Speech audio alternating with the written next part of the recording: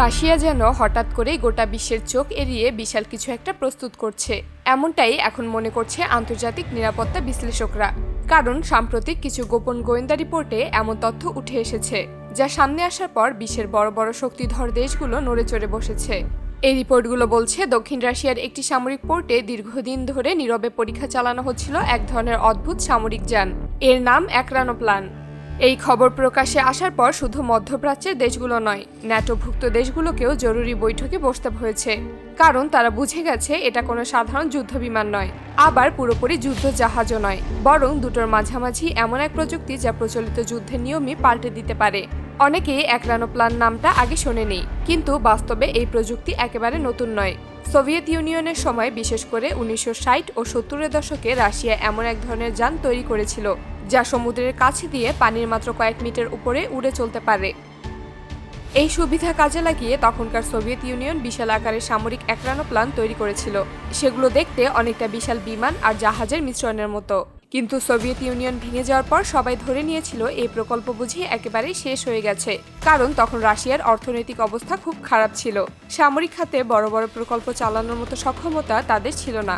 কিন্তু বাস্তবে রাশিয়া এই প্রযুক্তিকে কখনোই পুরোপুরি বাদ দেয়নি, বরং সামরিক গবেষণা সংস্থা বছরের পর বছর ধরে গোপনে এর উন্নয়ন চালিয়ে গেছে। গোয়েন্দা সূত্রগুলো এখন যে নতুন অ্যাক্রানোপ্লানের কথা বলছে সেটি আগের মডেলের মতো শুধু পরিবহন বা টহলের জন্য নয়। এটি মূলত একটি চলমান এয়ারক্রাফট ক্যারিয়ার প্ল্যাটফর্মের মতো কাজ করতে পারে। অর্থাৎ এই অ্যাক্রানোপ্লান নিজের সঙ্গে ড্রোন, ছোট যুদ্ধবিমান, নজরদারি যন্ত্রপাতি, এমনকি ভারী অস্ত্র বহন করতে সক্ষম। সবচেয়ে চমকপ্রদ বিষয় হলো এর গতি। রিপোর্ট অনুযায়ী এটি ঘন্টায় প্রায় 600 কিলোমিটার গতিতে চলতে পারে। সমুদ্রপথে যেখানে একটি বড় যুদ্ধজাহাজের বহরকে এক জায়গা থেকে আরেক জায়গায় যেতে কয়েকদিন লেগে যায়, সেখানে এই অ্যাক্রানোপ্লান কয়েক ঘন্টার মধ্যেই বিশাল দূরত্ব অতিক্রম করতে পারে। জানলে অবাক হবেন, এটাকে রাডারে ধরা খুব কঠিন, কারণ অ্যাক্রানোপ্লান সমুদ্রের খুব নিচু দিয়ে চলে, প্রায় ঢেউর সঙ্গে মিশে থাকে। জাহাজ শনাক্ত করার জন্য যে রাডার ব্যবহার করা হয় সেগুলো মূলত পানির উপরে চলা ধীরগতির জাহাজ বা স্পিডবোট ধরার জন্য তৈরি।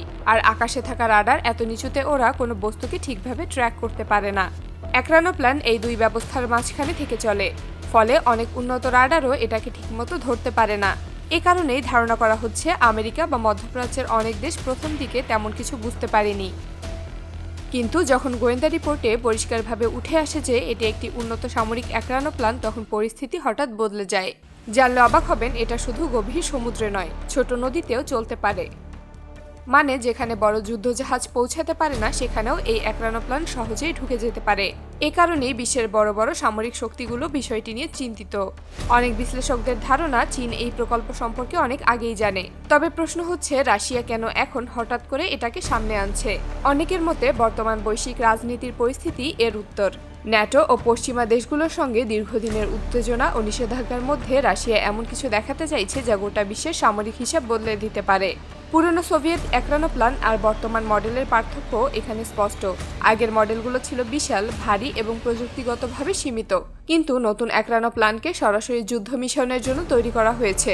গোটা বিশ্ব এখনো পুরোপুরি বিশ্বাস করতে পারছে না, কারণ এই ধরনের যান এর আগে কখনো বাস্তব যুদ্ধক্ষেত্রে দেখা যায়নি। ফলে অনেকেই বুঝে উঠতে পারছে না এটি আসলে কতটা শক্তিশালী এবং যুদ্ধের ভবিষ্যৎকে কতটা বদলে দিতে পারে।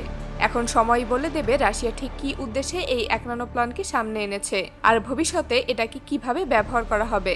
কিন্তু একটা বিষয় নিশ্চিত, এই প্রযুক্তি সামনে আসার পর বিশ্বের সামরিক শক্তির হিসাব আর আগের মতো সহজ থাকছে না।